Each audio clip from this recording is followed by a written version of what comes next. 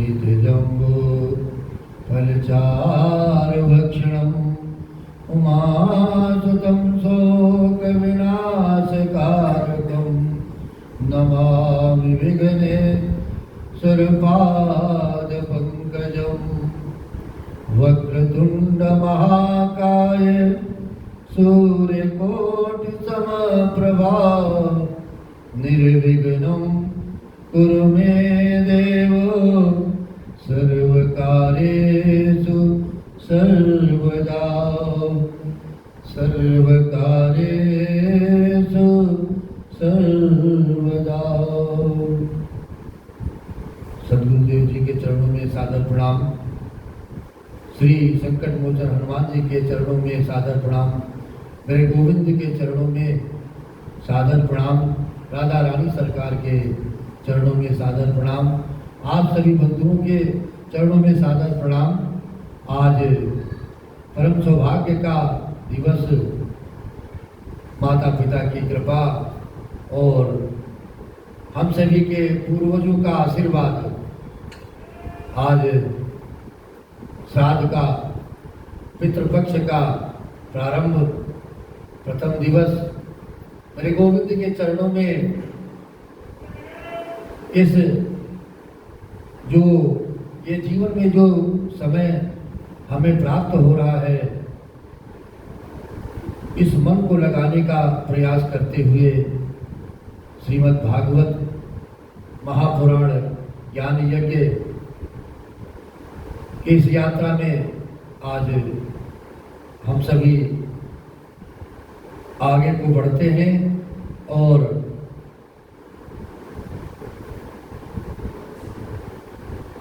गुरुर्ब्रह्मा गुरुर्विष्णु गुरुर्देवो महेश्वरा गुरु साक्षात् परब्रह्म तस्मै श्री गुरुवे नमः। तस्मै श्री गुरुवे नमः। अखण्डमण्डलाकारं व्याप्तं येन चराचरं तत्पदं दर्शितं येन तस्मै श्री गुरुवे नमः।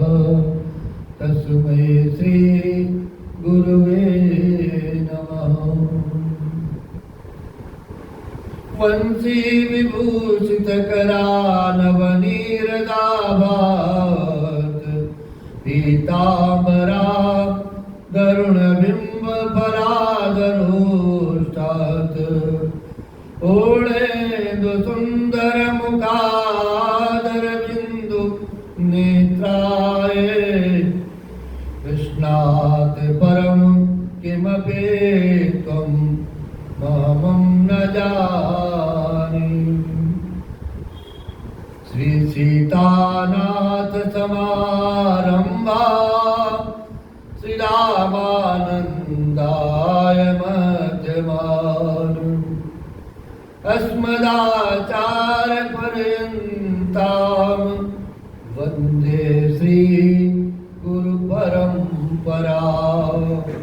वन्दे श्री गुरु परंपरा। श्री कृष्णाय वासुदेवाय हरे परमात्मने प्रणत क्लेशनाशाय गोविंदाय नमो नमः। गोविंदाय नमो नमः। सच्चिदानंद रूपाय विश्वोत्पत्त्यादिहेतवे तापत्रय विनाशाय श्रीकृष्णाय वयं नमः। श्रीकृष्णाय वयं नमः। मूकं करोति वाचालं पंगुं लङ्घयते गिरिं यत्कृपातमं वन्दे परमानंदम माधवम परमानंद माधवम नारायणं नमस्कृत्य नरं चैव नरोत्तमं देवी सरस्वती व्यासं ततो जयमुदीरयेत् ततो जयमुदीरयेत्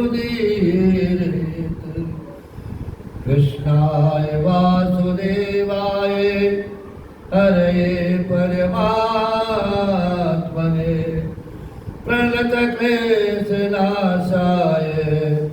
गोविन्दाय नमो नमः गोविन्दाय नमो नमः वसुदेवसुतं देवं कंसचाणूरमर्दनं देवकी परमानन्दं कृष्णं वन्दे जगद्गुरुं कृष्णं वन्दे जगद्गुरुं भक्ति भक्त भगवंत गुरु चतुर्नाम बपु एक इनके पद बंधन के नासत विघ्न अनेक नासत विघ्न अनेक जय जय श्री राधा रमण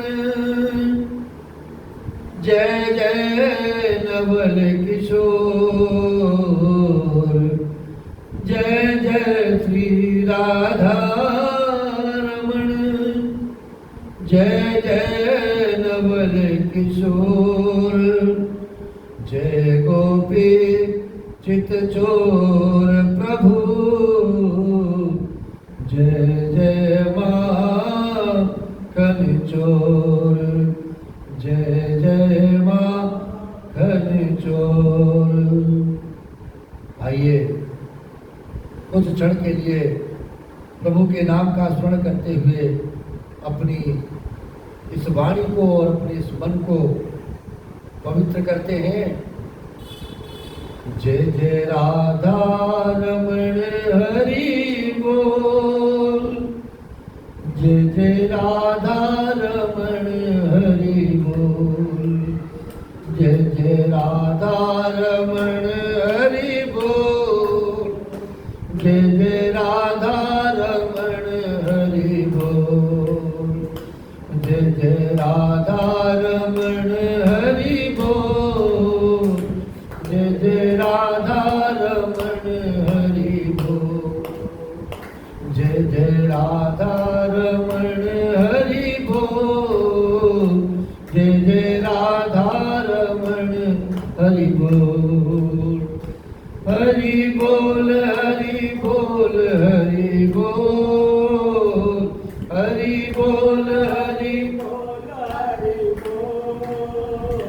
हरि बोल हरि बोल हरि बोल हरि बोल हरि बोल हरि बोल जय जय राधा रमण हरि बोल जय जय राधा रमण हरि बोल ओ जय जय राधा रमण हरि बोल जय जय राधा रमण हरि बोल हरि बोल हरि बोल हरि बोल हरि बोल हरि बोल हरि बोल ओ हरि बोल हरि बोल हरि बोल हरि बोल हरि बोल हरि बोल जय जय राधा रमण हरि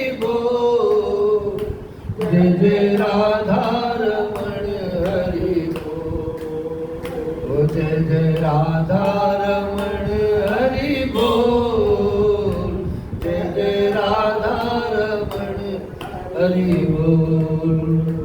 आज इस जीवनदीप आश्रम श्री संकट मोचन हनुमान जी मंदिर में आप सभी भक्तों के कल्याण के लिए परम पूज्य गुरुदेव जी का आशीर्वाद हम सभी को प्राप्त हुआ है। और यह क्षण जो है जीवन में तभी मिलते हैं जब किसी संत की कृपा आपके जीवन पर होती है, सदगुरुदेव जी की कृपा आपके जीवन पर होती है, उनका आशीर्वाद होता है, माता पिता के साथ में, पूर्वजों के साथ में संत दर्शन, संत कृपा और संत चरणों का जो दर्शन होता है, उनका आशीर्वाद हमें प्राप्त होता है। तो ये श्री हनुमान जी की कृपा से ही प्राप्त होता है। श्री हनुमान जी आपके जीवन में सदैव राम भक्ति, कृष्ण भक्ति, राधा भक्ति और आनंदमय भक्ति इस मन को प्रदान करते रहे, ये प्रार्थना करते हुए उनके चरणों में प्रणाम करते हुए गुरु वंदना हम सभी बोलेंगे। हे मेरे गुरुदेव करुणा सिंधु करुणा कीजिए, हूँ अधम आदीन शरण अब शरण में लीजिए। खारा भव सिंधु के मझधार में आसरा है दूसरा ना कोई अब संसार में।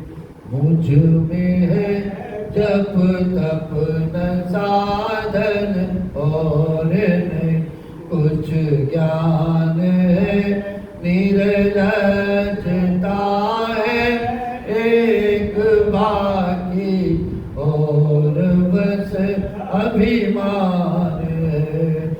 पाप बोझे से लदी नैया भंवर में जा रही, नाथ दौड़ो अब बचाओ जल्द डूबी जा रही।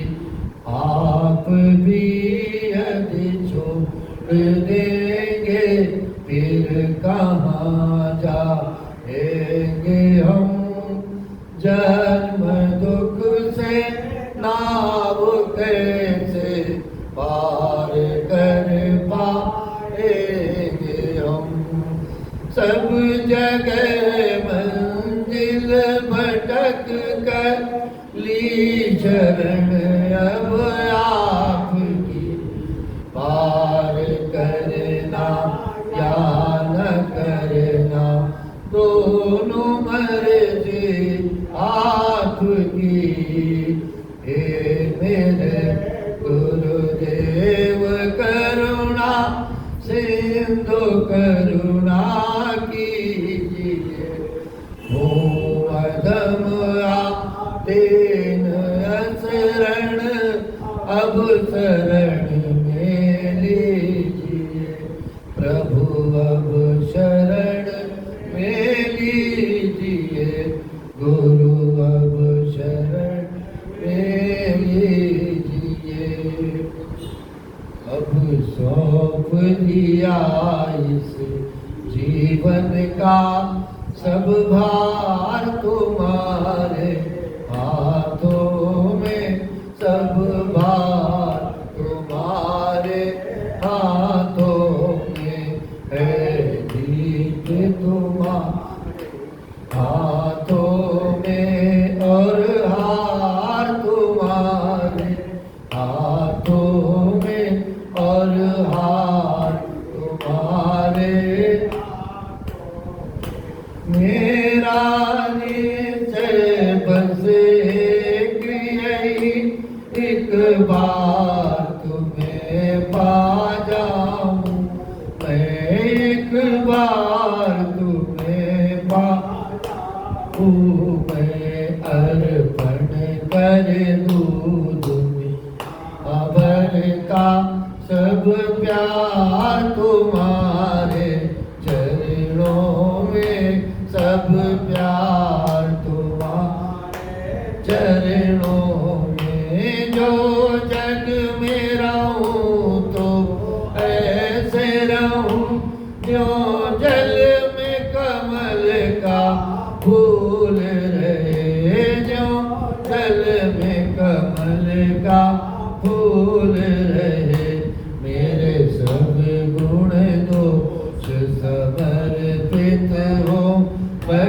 भगवान तुम्हारे चरणों में, गोविंद तुम्हारे चरणों में। यदि मानव का मुझे जन्म मिले तो तब चरणों का पुजारी बनूं, तो तब चरणों का पुजारी बनूं। इस पूजक की एक एक रग का होता तुम्हारे हाथों में, होता तुम्हारे हाथों में। जब जब संसार का कैदी बनूं, निष्काम भाव से कर्म करूं, निष्काम भाव से कर्म करूं। फिर अंत समय में प्राण तजो, भगवान तुम्हारे चरणों में, गोविंद तुम्हारे चरणों में। मुझ में तुझ में बस भेद यही, मैं नर हूँ तुम नारायण, ओ मैं नर हूँ तुम नारायण हो। मैं हूँ संसार के हाथों में, संसार तुम्हारे हाथों में, संसार तुम्हारे हाथों में। अब सौंप दिया इस जीवन का सब भार तुम्हारे हाथों में, सब भार तुम्हारे हाथों में है। गीत तुम्हारे हाथों में और हार तुम्हारे हाथों में, और हार तुम्हारे हाथों में। बार बार बर मांगो हर्ष देव श्री रंग, पद सरोजन पायनी भक्ति सदा सत्संग। कामी नारी प्यारी जिमि, लोभी प्रिय निमिदाम। तिमि रघुनाथ निरंतर, प्रिय लागो मोहि राम। स्वामी मोहे न विसारियो, चाहे लाख लोग मिल जाए। हमसे तुमको बहुत है, तुम सा हमको नाई। नहीं विद्या नहीं बाहुबल, नहीं करचन को दाम।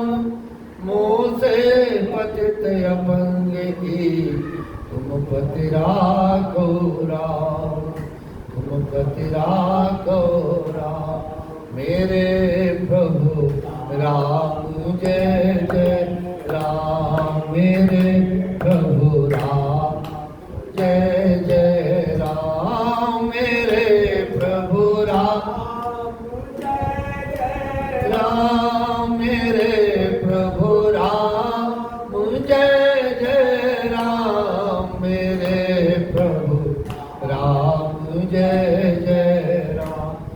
सियापति राम जय जय राम, सियापति राम जय जय राम, मेरे प्रभु राम जय जय राम। रमापति राम जय जय राम, रमापति राम जय राम, मेरे प्रभु राम जय जय राम, मेरे प्रभु राम जय जय राम। गोविंद हरे गोपाल हरे, जय जय प्रभु दीन दयालु हरे।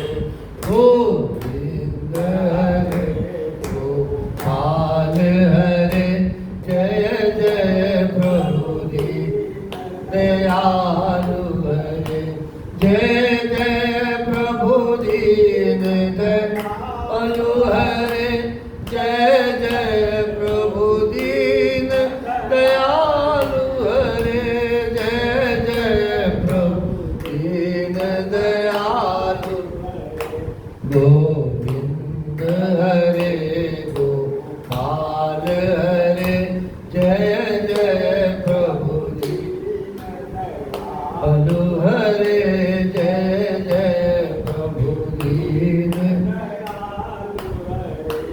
जय जय श्री राधा रानी सरकार की जय, गोविंद भगवान की, सदगुरु गुरुदेव जी महाराज की। आइए श्रीमद् महापुराण भागवत महापुराण के इस ज्ञान यज्ञ में आज हम सभी इस महापुराण के महात्म्य के बारे में श्रवण करेंगे और यह जानने का प्रयास करेंगे कि ये कृपा किस प्रकार हमारे जीवन को प्राप्त होती है और हमारे जीवन में जब अनेकों पूर्ण फल हमें मिलते हैं, हम अर्जित करते हैं, तो उसी का परिणाम होता है संत का आशीर्वाद, गोविंद का आशीर्वाद, राधा रानी सरकार का आशीर्वाद और माता पिता का आशीर्वाद, पितरों का आशीर्वाद। तभी ये जीवन के क्षण सत्संग में बीतते हैं और मेरे गोविंद के नाम का स्मरण करने का, श्रवण करने का और संतों का संग करने का अवसर प्राप्त होता है।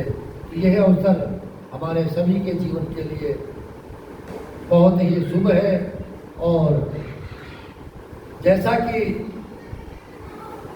प्रारंभ में कहा गया कि सच्चिदानंद रूपाय, सच्चिदानंद रूपाय विश्वोत्पत्त्यादि तापत्रय विनाशाय श्री कृष्णाय वयं नमः, श्री कृष्णाय वयं नमः। सच्चिदानंद स्वरूप श्री भगवान श्री कृष्ण को हम बारंबार प्रणाम करते हैं, नमस्कार करते हैं। जो जगत की उत्पत्ति, स्थिति और विनाश के हेतु तथा आध्यात्मिक, आदि दैविक और आदि भौतिक तीनों प्रकार के तापों का नाश करने वाले हैं मेरे गोविंद। उन्हें हम बारंबार प्रणाम करते हैं और उनके चरणों का स्मरण करते हैं, उनके चरणों में इस मन को लगाने का प्रयास करते हैं। ये जिस समय श्री सुखदेव जी का यज्ञोपवीत संस्कार भी नहीं हुआ था तथा लौकिक वैदिक कर्मों के अनुष्ठान का अवसर भी नहीं आया था उनके जीवन में, तभी उन्हें अकेले ही संन्यास लेने के लिए घर से जाते देख करके उनके पिता व्यास जी विरह से कातर होकर के पुकारने लगे हैं कि बेटा बेटा तुम कहाँ जा रहे हो। जब कोई बेटा किसी पिता से दूर होने लगता है तो पिता के मन में अवश्य कुछ न कुछ आता है और उस समय वृक्षों ने तन्मय होने के कारण श्री सुखदेव जी की ओर से उत्तर दिया था।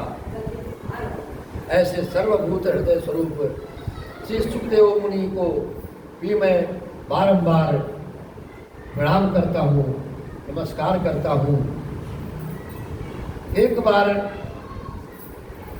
भगवल कथामृत का रसास्वादन करने में कुशल मुनिवर सौनक जी ने नैमिषारण्य क्षेत्र में विराजमान महामती सूत जी को नमस्कार करके उनसे पूछा है, कहा है कि हे सौनक जी, सौनक जी ने कहा कि हे सूत जी, आपका ज्ञान अज्ञान अंधकार को नष्ट करने के लिए करोड़ों सूर्य के समान है। और जो आपके पास ज्ञान है उसको कोई वर्णन नहीं कर सकता। आप हमारे कानों के लिए रसायन है, अमृत स्वरूप सार गर्भित कथा कहिए। भक्ति ज्ञान और वैराग्य से प्राप्त होने वाले महान विवेक की वृद्धि किस प्रकार से होगी तथा वैष्णव लोग किस तरह इस माया मोह से अपना पीछा छुड़ाते हैं, ये हमें जानने की इच्छा है। हम संसार में अनेक कर्मों में लगे हुए हैं, परंतु भगवत भजन, गोविंद का स्मरण, गोविंद के चरणों में इस मन को लगाने का प्रयास कैसे करेंगे, कैसे लगेगा। विविध क्लेशों से अकांत इन जीवों को शुद्ध दैवी शक्ति संपन्न बनाने का सर्वश्रेष्ठ उपाय क्या है, ये हमारे मन में जानने की इच्छा है। सूत जी, आप हमें कोई ऐसा शाश्वत साधन बतलाइए। हम जब कष्टों में घिरते हैं और जब कोई रास्ता नहीं सूझता है तो एक मन ईश्वर की तरफ जाता है कि अब वही एक रास्ता है हमारे जीवन में। मेरे भगवान, मेरे गोविंद, मेरे प्रभु श्री राम इस जीवन में इन संकटों से हमें अगर उबार सकते हैं तो वही उबार सकते हैं। इस प्रकार का मन में भाव आया और ये साधन क्या हो सकता है जो सबसे अधिक कल्याणकारी तथा पवित्र करने वालों में भी पवित्र हो तथा जो भगवान श्री कृष्ण की प्राप्ति करा सके। साधन बतलाइए, लेकिन कैसा साधन होना चाहिए कि जो इस मन को भी भावे। अगर हम किसी को जबरदस्ती का कोई साधन बतलाते हैं या कोई उपाय बताते हैं कि आपको इस प्रकार का कार्य करने से आपका कल्याण हो जाएगा, लेकिन अगर उसके मन को नहीं भाएगा तो वो मन से नहीं करेगा। प्रभु प्रेम, प्रभु भक्ति है क्या? हमारे इस मन का एक विश्वास है, भाव है, प्रेम है। और अगर ये विश्वास हमारे मन में जब तक नहीं उत्पन्न होगा तो किसी के लिए भी, जैसा कि ये मन सर्वथा सोच लेता है कि ये भगवान कौन है, भगवान कहाँ होते हैं, किसी ने आज तक तो दर्शन किया नहीं भगवान का। सीधे मन उन्हीं विचारों में अधिक से अधिक लोगों का खो जाता है। और आज भी इस जीवन में, इस संसार में बहुत से लोग हैं जिन्हें भगवान पे भरोसा नहीं है और भगवान को मानते ही नहीं। सीधे कह देंगे, ठीक है, मुझे तो विश्वास नहीं है, मैंने कभी भगवान को नहीं देखा। तो भगवान क्या है? मेरे गोविंद क्या है? गोविंद है भाव, प्रेम।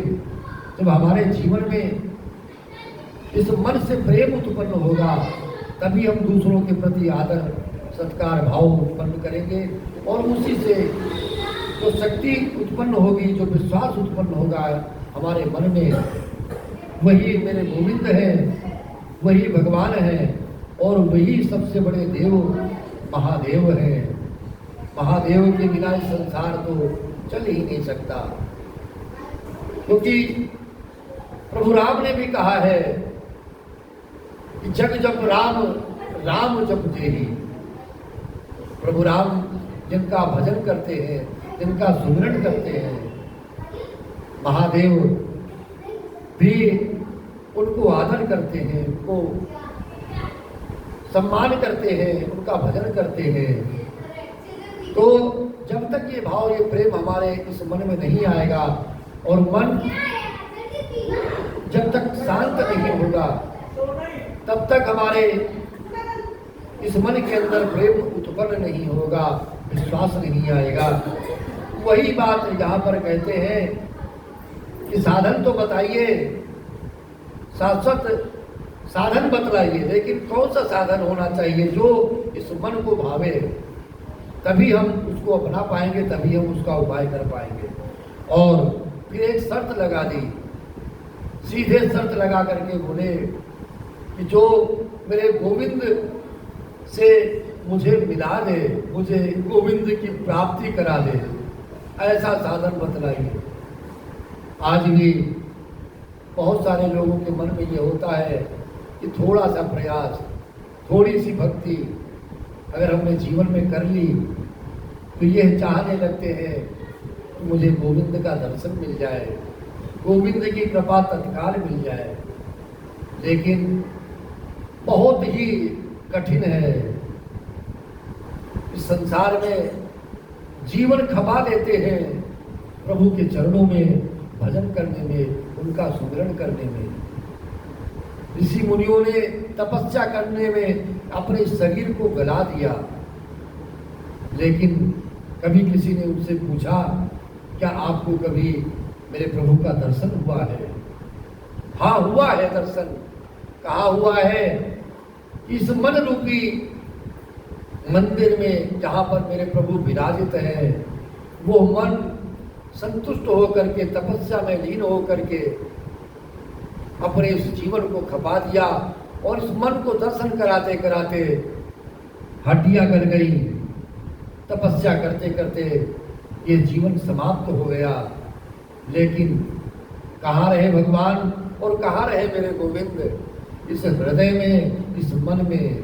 वो मन हमारे सभी के पास है, लेकिन आनंद कहाँ से मिलेगा? जब इस मन में शांति प्रदान करेंगे, इस मन को शांत भाव से भजन में लगाएंगे।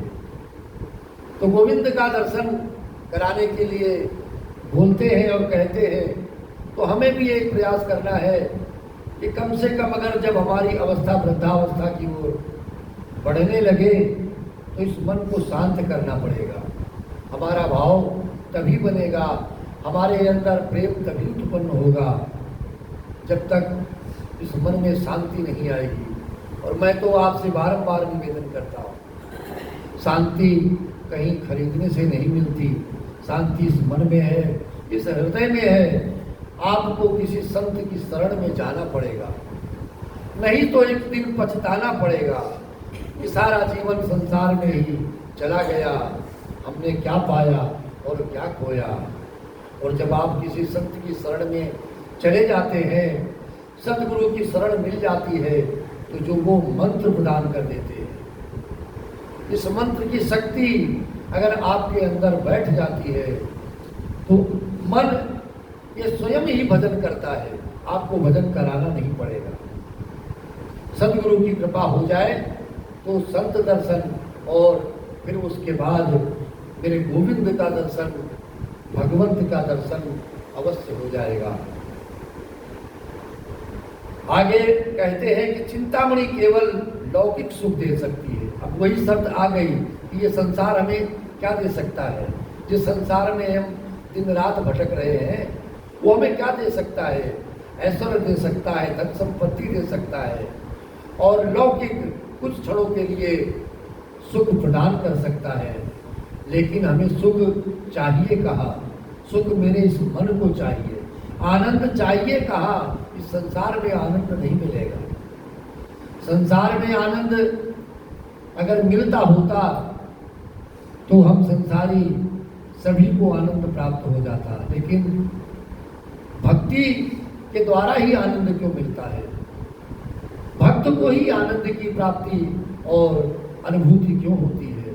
इसीलिए कहा गया कि अगर ये कुछ समय के लिए लौकिक सुख देगी और कल्प वृक्ष अधिक से अधिक स्वर्गीय संपत्ति दे सकता है, परंतु जब मेरे गुरुदेव मेरे ऊपर प्रसन्न होते हैं, जब गुरु की कृपा होती है, तो भगवान योगेश्वर मेरे गोविंद दुर्लभ से दुर्लभ आनंद आपको प्रदान कर सकते हैं। और होगा क्या आपके जीवन में कि नित्य आपका हृदय, आपका मन ये वैकुंठ की प्राप्ति कर लेगा। ये वचन श्रीमद् भागवत महापुराण के मेरे गोविंद के मुख से निकले हुए इस भाव को ग्रहण करना है कि अगर किसी संत की कृपा आपके जीवन पर होती है तो जो योगियों को भी दुर्लभ है, संतों को भी, ऋषियों को भी दुर्लभ है, जिनको नहीं प्राप्त होती है, पूरे जीवन तपस्या करने के बाद भी गुरु कृपा से वो आपको जीवन में प्राप्त हो जाएगी। सूत जी ने कहा कि हे सौनक जी, तुम्हारे हृदय में भगवान का प्रेम है, इसलिए मैं विचार कर तुम्हें संपूर्ण सिद्धांतों का निष्कर्ष सुनाता हूँ। और जो जन्म मृत्यु के भय का नाश कर देगा, होगा क्या? जब ये सिद्धांतों का श्रवण करेंगे, आप अपनाएंगे, तो ये जीवन मृत्यु का जो आना जाना है संसार में, ये इसमें जो हमारे शरीर में, इस मन में जो भय रहता है, और सबसे बड़ी बाधा तो है जीवन की ये मृत्यु पल पल सताती है। लेकिन ये भी पता है, ये भी ज्ञान है कि जो आया है उसे एक दिन जाना है। इस संसार से विदाई लेनी है। तो आज ही ये हमें निश्चय कर लेना है कि हमें मृत्यु से डर ना लगे, इसके लिए क्या उपाय करना होगा।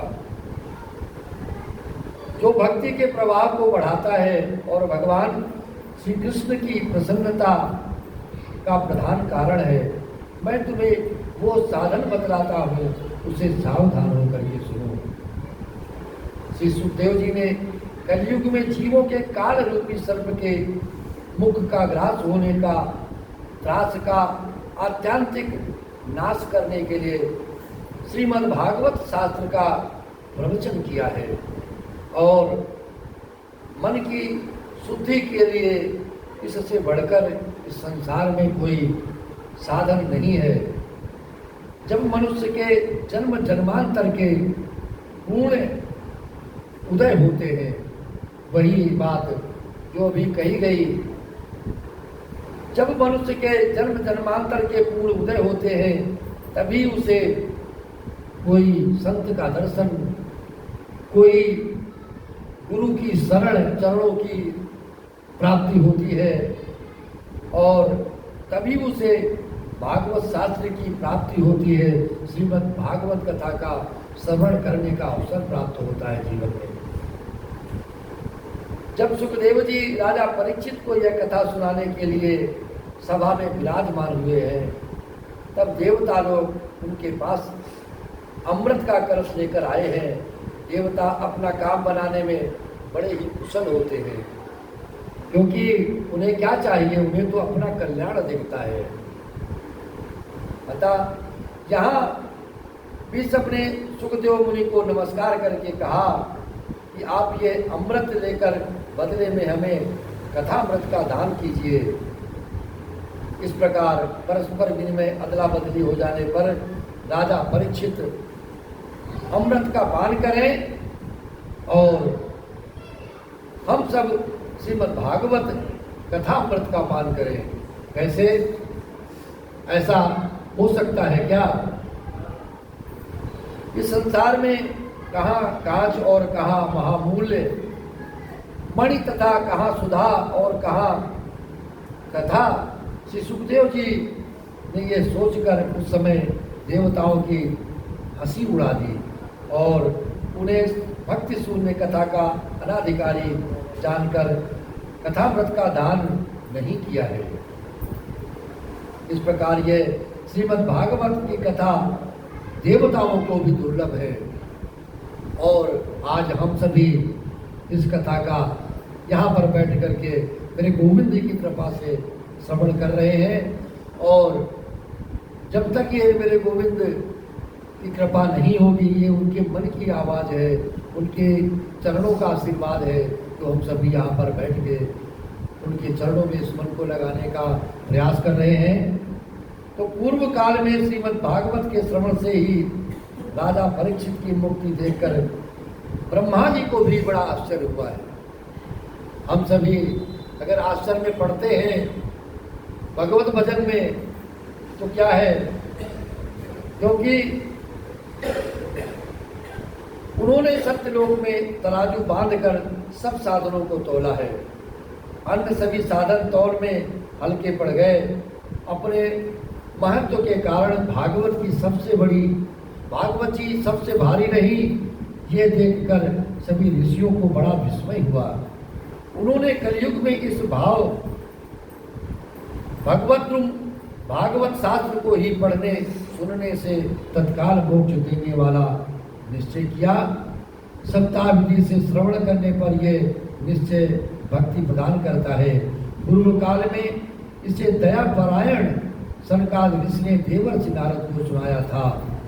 यद्यपि देवर्षि ने पहले ब्रह्मा जी के मुख से इसे श्रवण कर लिया था, तथापि सप्ताह श्रवण की विधि तो उन्हें सनकादि ने ही बताई थी।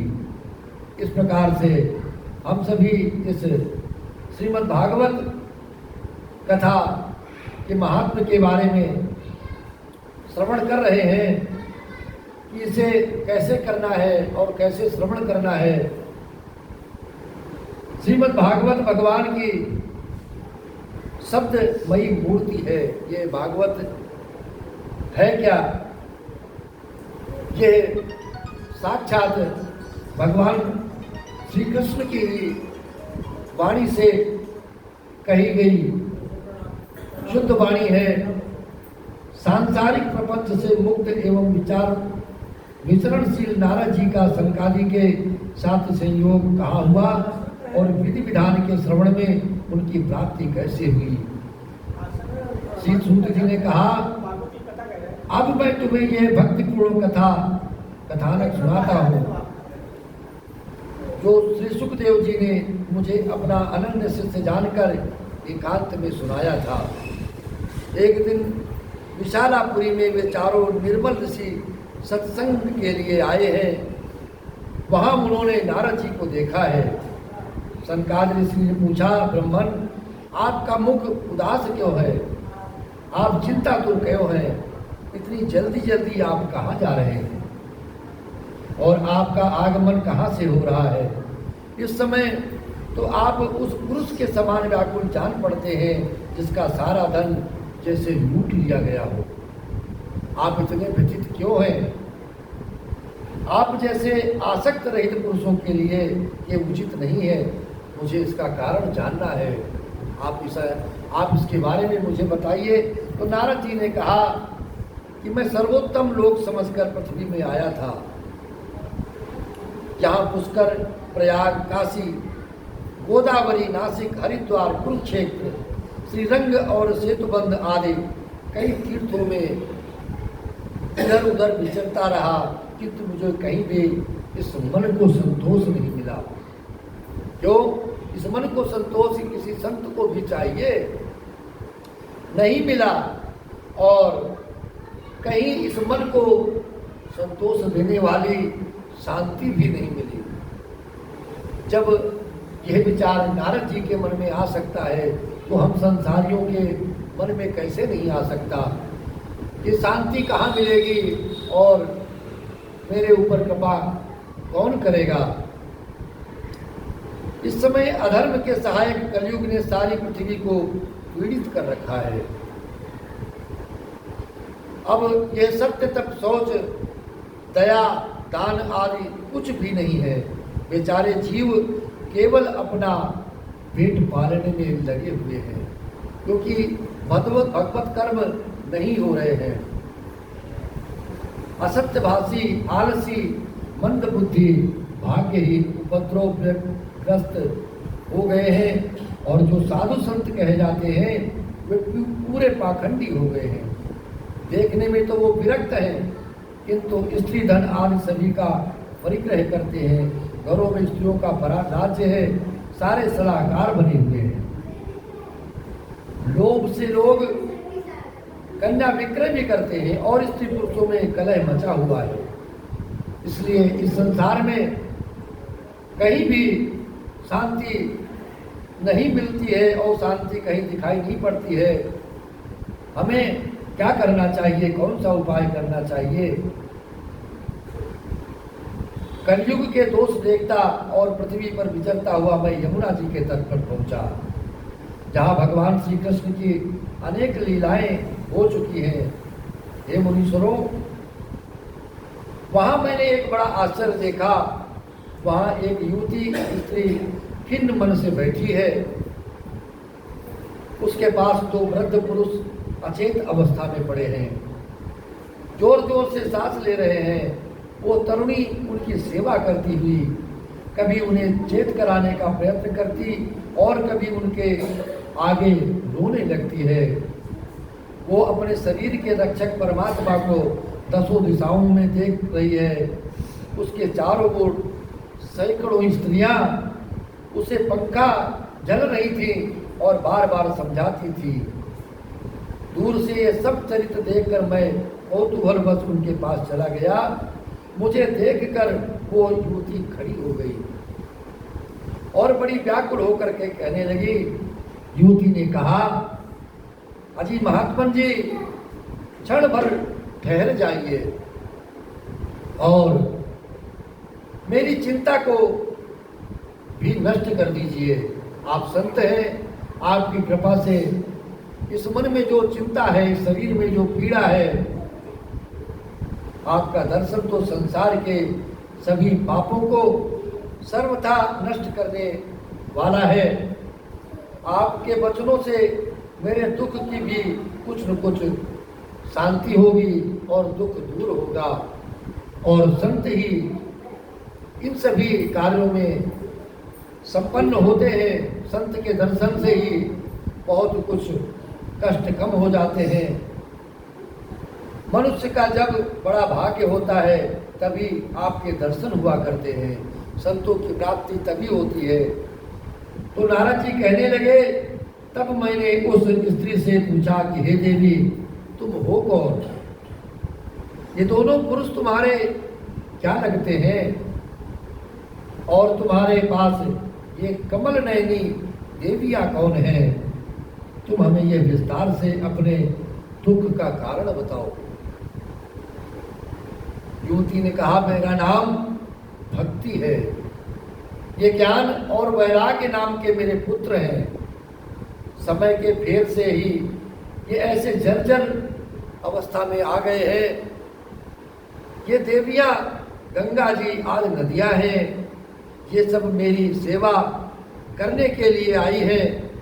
इस प्रकार साक्षात देवियों के द्वारा सेवित होने पर भी मुझे सुख शांति नहीं है। तपोधन, आप ध्यान करके मेरा वृत्तांत सुनिए, मेरी कथा सुनिए। और वैसे तो मेरी कथा बहुत ही प्रसिद्ध है, फिर भी उसे सुनकर आप मुझे शांति प्रदान कीजिए। मैं द्रविड़ देश में उत्पन्न हुई, कर्नाटक में बढ़ी, कहीं कहीं महाराष्ट्र में सम्मानित हुई, किंतु गुजरात में मुझको बुढ़ापे ने आके घेर लिया। वहाँ घोर कलयुग के प्रभाव से पाखंडियों ने मुझे अंग भंग कर दिया।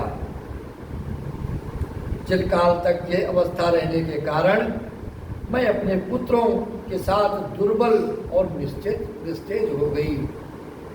अब जब से मैं वृंदावन आई, तब से पुनः परम सुंदरी स्वरूपवती नव युवती हो गई हूँ। वृंदावन में क्या है कि वृंदावन में मेरे गोविंद का वास है। गोविंद मेरो है गोपाल। एक बार वृंदावन की रज में इस मन को लोट-पोट करने का प्रयास करें। गोविंद मेरो है गोपाल मेरो है, गोविंद मेरो है गोपाल मेरो है।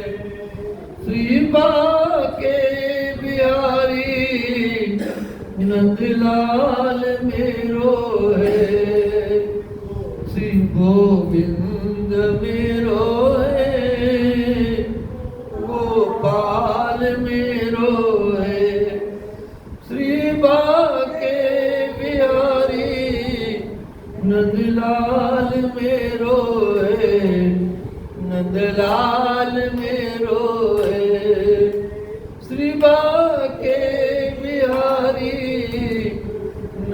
लाल मेरो गोपाल मेरो वृंदावन क्या है?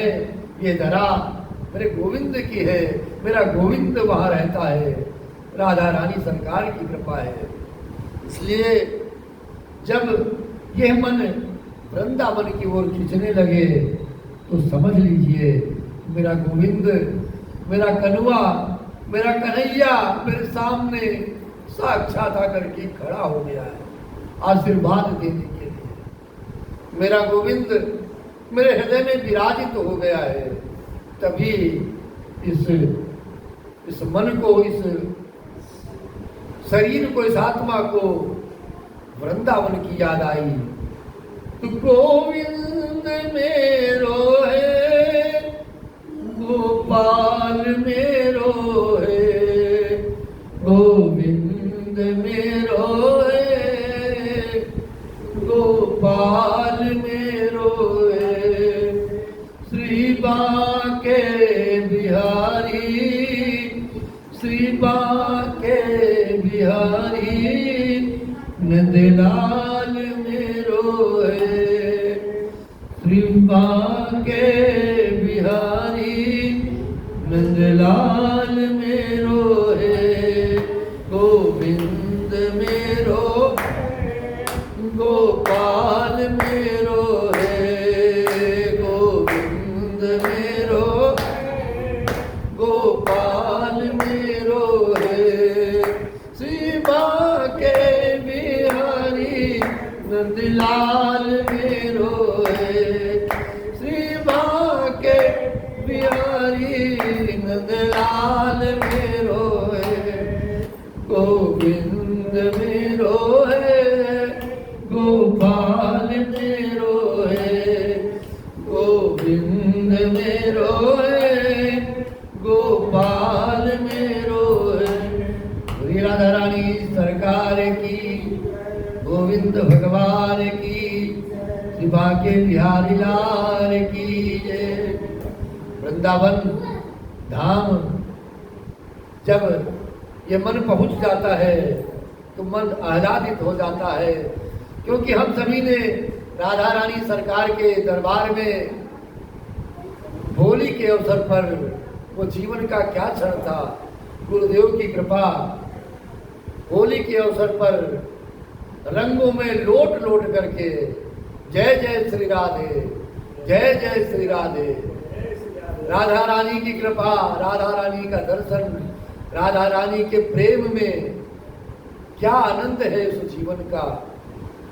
गुरुदेव की कृपा आप सभी के जीवन में इसी प्रकार से बनी रहे और मेरी राधा रानी सरकार आपको आनंद प्रदान करती रहे।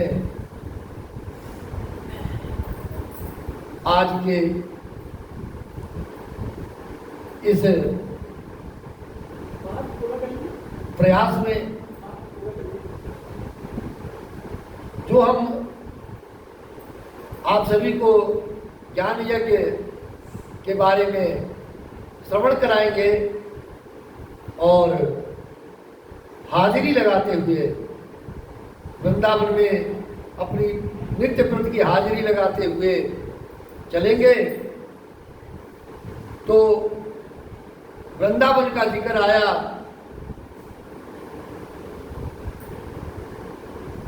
वृंदावन आने पर क्या कहती हैं, तब से मैं पुनः परम सुंदरी स्वरूपवती नवयुवती हो गई हूँ, किंतु सामने पड़े हुए ये दोनों मेरे पुत्र थके मांदे दुखी हो रहे हैं। अब मैं ये स्थान छोड़कर अन्यत्र जाना नहीं चाहती। ये दोनों बूढ़े हो गए हैं, इसी दुख से मैं दुखी हूँ। मैं तरुणी क्यों और ये दोनों मेरे पुत्र बूढ़े क्यों? हम तीनों साथ साथ रहने वाले हैं, फिर यह विपरीत परिस्थितियां क्यों बनी हुई है? होना तो यह चाहिए जीवन में कि माता बूढ़ी हो और पुत्र तरुण हो। इसी से मैं आश्चर्यचकित हूँ, चित्त से अपनी इस अवस्था पर शोक करती हूँ। आप परम बुद्धिमान एवं योग निधि है, इसका क्या कारण हो सकता है, बतलाइए। क्योंकि माँ माँ होना चाहती है और पुत्र पुत्र होना चाहता है। माँ की गोद में पुत्र खेले, माँ यही चाहती है, चाहे जितना बालक बड़ा हो जाए, लेकिन माँ के लिए वो पुत्र छोटा ही रहता है। इसलिए तो नारद जी ने कहा है कि साध्वी, मैं अपने हृदय में ज्ञान दृष्टि से तुम्हारे संपूर्ण दुख का कारण देखता हूँ। तुम्हें विषाद नहीं करना चाहिए। श्री हरि तुम्हारा कल्याण करेंगे, क्योंकि माँ की वेदना है। माँ ने अपनी पीड़ा कही है। माँ की ममता, माता पिता का आशीर्वाद कैसे प्राप्त होता है। आज हमारे पूर्वजों का स्मरण इस मन को होता है तो ये मन माँ के लिए बोल उठता है कि अगर माँ ने ममता लुटाई न होती, अगर माँ ने ममता लुटाई न होती, तो ममता मई माँ कहाई न होती, तो ममता मई माँ कहाई न होती। अगर माँ ने ममता लुटाई न होती, तो ममता मई माँ कहाई न हो। एक माँ के हृदय की पीड़ा है, और वो भी वृंदावन जैसे स्थान पर मेरे गोविंद का ध्यान करके। श्री सूत जी कहते हैं, मुनीश्वर नारद जी ने एक क्षण में कि उसका कारण जानकर कहा है कि हे देवी, सावधान होकर के सुनो, यह दारुण कलयुग है। इसी से इस समय सदाचार, योग मार्ग और तप आदि सभी लुप्त हो गए हैं। लोग सठता और दुष्कर्म में लगकर आघासुर बन रहे हैं। संसार में जहाँ देखो वहीं सत्पुरुष दुख से ग्रसित हैं और तुष्ट सुखी हो रहे हैं। इस समय जिस बुद्धिमान पुरुष का धैर्य बना रहे वही बड़ा ज्ञानी है और वही बहुत बड़ा पंडित है। भक्ति ने कहा, राजा परीक्षित ने इस पापी कलयुग को क्यों रहने दिया। इससे आते ही सब वस्तुओं का सार न जाने कहाँ चला गया। करुणामय श्री हरि से भी यह अधर्म कैसे देखा जाता। उन्हें मेरा ये संदेह दूर कीजिए। आपके वचनों से मुझे बड़ी शांति मिली है। और इस प्रकार कह करके नारद जी ने कहा, बाले, यदि तुमने पूछा है तो मैं प्रेम से सुनो।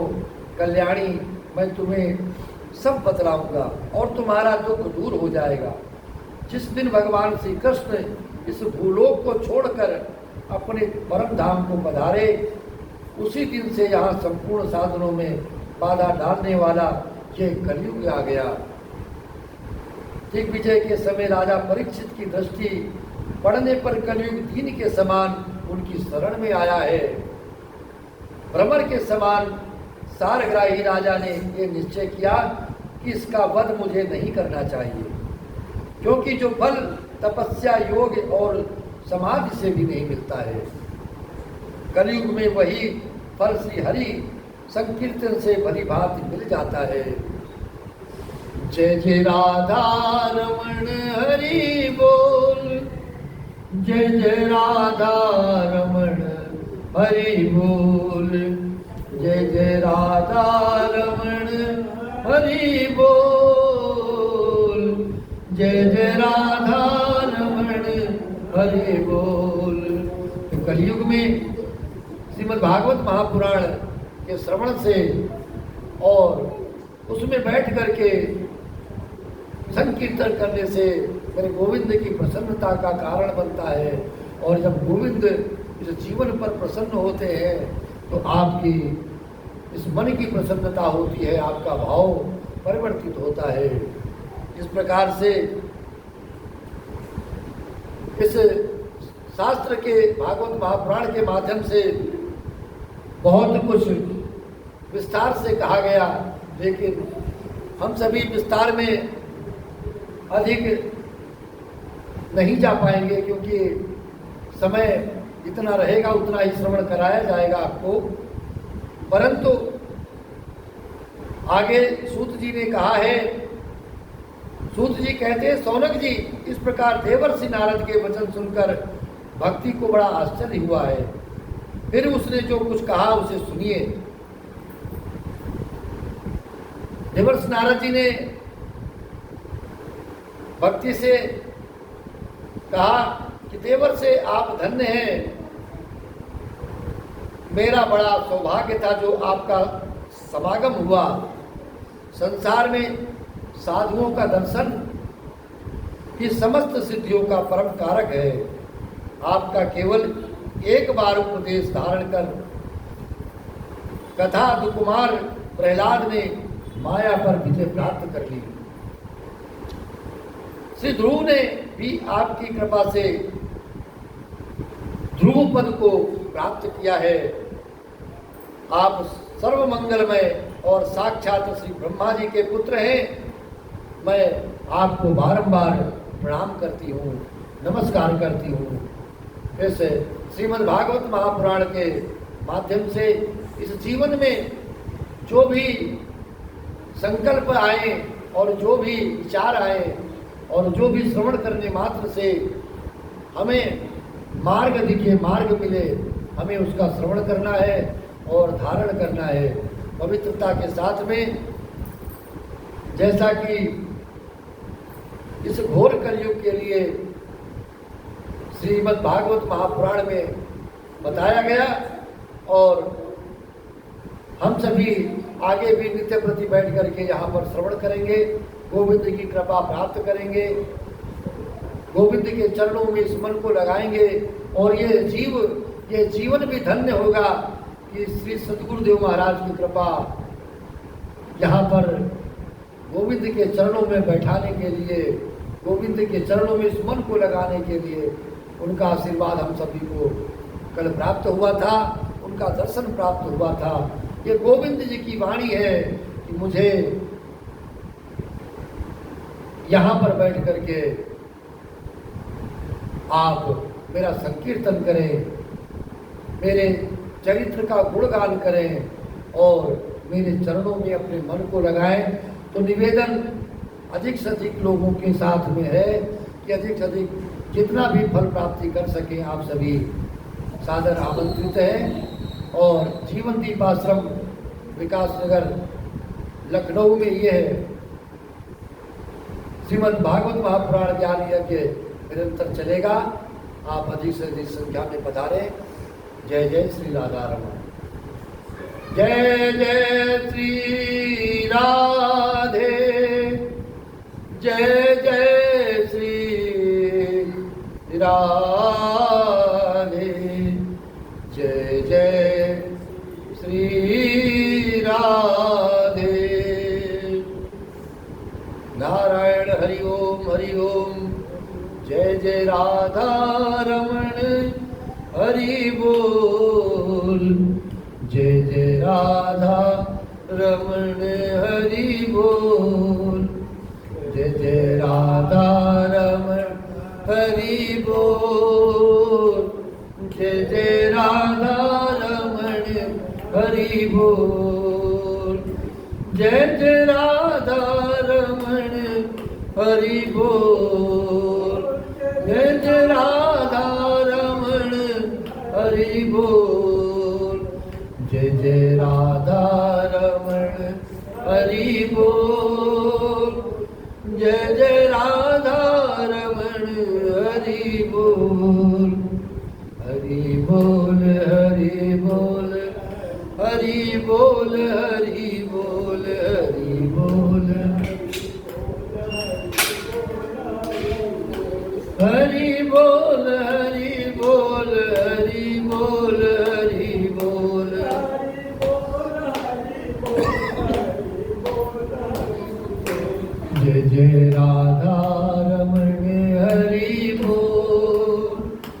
जय जय राधा रमण हरि बोल।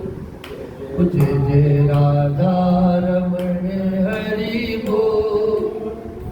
जय जय राधा रमण हरि बोल। जय जय राधा रमण हरि बोल। जय जय राधा रमण हरि बोल। हरि बोल हरि बोल हरि बोल। हरि बोल हरि बोल हरि बोल। हरि बोल हरि बोल हरि बोल। हरि बोल हरि बोल हरि बोल। जय जय राधा रमण हरि बोल। जय जय राधा रमण हरि बोल। जय जय श्री राधे जय जय श्री राधे श्याम। जय जय श्री राधे जय जय श्री राधे श्याम। जय जय श्री राधे श्याम।